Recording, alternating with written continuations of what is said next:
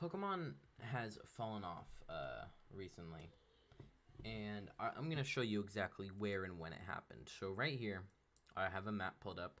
We've got Kanto, Johto, Hoenn, Sinnoh, Unova, Kalos, Alola, Galar, and Hisu. Uh, in case you don't know, Red Blue, Silver Gold, Ruby Sapphire, Diamond Pearl, Black White, XY, Sun Moon, the worst ones of all, and I'll tell you why later. Galar, Sword and Shield, second worst ones, really bad. And Hisui, which is Sinnoh like 100 years before, or whatever. I never played it. I'm thinking about getting it. But Pokemon, it capped out at Soul Silver and Heart Gold. Soul Silver and Heart Gold were really good games. They're remakes of Silver and Gold, which were already really good games. I think base game, Ruby Sapphire is the best of them all. But Soul Silver Heart Gold was really good because you were able to get both Lugia and Ho-Oh in the game. You were able to, it wasn't a part of the story, like how for this game, what the hell? For all of these other ones, getting the legendary is a key part in this story. And it's just not. You can totally skip it. Kanto region didn't really have a legendary other than Mewtwo, which was really well done. And it's so cool when you, like, you go back and you see him. It's really cool.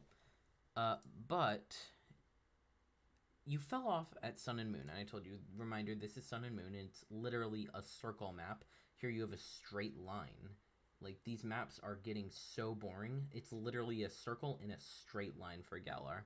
But Sun and Moon was really poorly done. Sun and Moon, unlike previous games, because I grew up, my generation, we pretty much started with Black and White. I never played Black and White or Black and White 2. But I played X and Y, and it was pretty challenging. It didn't carry you on its back the whole time. There were a lot of parts that I was like, damn, this is really hard. And then Sun and Moon literally has a fucking round check mark. What the fuck? It tells you exactly where to go. You click on the check mark. It tells you how to get there and who to talk to. It's so boring. It carries you on the back the whole time. It was meant for children because at that time they're like, oh, okay, well, our fans are adults now, so like they're not playing Pokemon anymore. But they literally are. That's what they got wrong. Instead of admitting that with Sword and Shield, which they said, oh yeah, Sword and Shield is going to be like really hard and it's going to bring back the old Pokemon. It wasn't. It wasn't. It was not hard. It was so easy. It was so incredibly easy, and the story was so dull and boring. And I say for Sword and Shield does not have a post game content, whereas for every other game except for Kanto, I think there's stuff to do afterwards. Like I said, for Soul, or I don't know if I said it, but for Soul Silver, Heart Gold, you literally go to the Kanto region and do the 8 badges there. Really fucking good post-game content. That's so awesome. Ruby and Sapphire, I forget what the post-game content there was, but it was really good. For Sinnoh, it's this island up here. That's the post-game content. Unova, like I said, never played Black and White, so I don't know what the post-game content there is. Kalos, I forget what the post-game content there is too, but they had something. Alola, it was just catching the legendaries, which is shitty post-game content, by the way.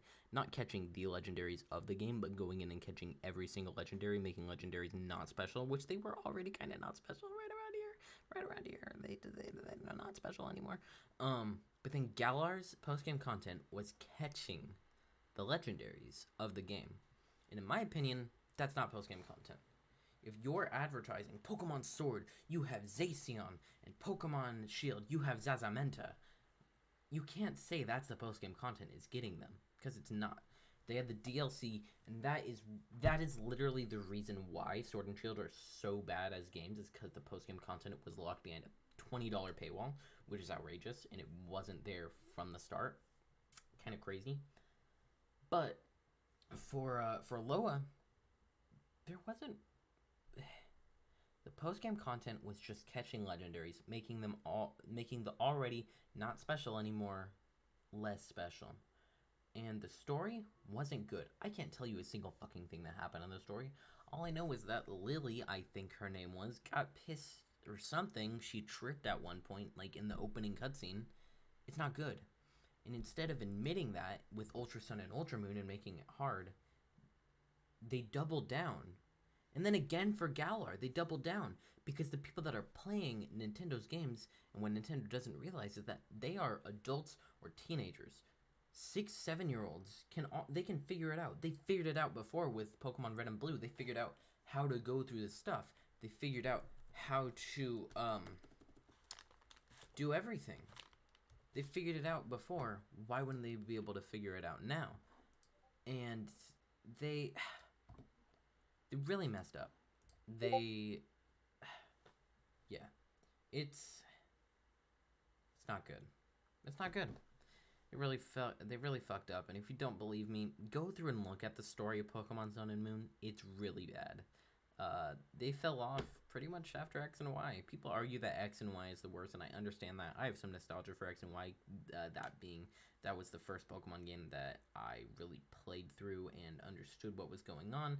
I get the story isn't the best. I get that the villain isn't great, but it's not fucking Sun and Moon. If you think Sun and Moon is the best Pokemon game, you are fucking wrong. Yeah. Anyway, subscribe, and I'll see you tomorrow.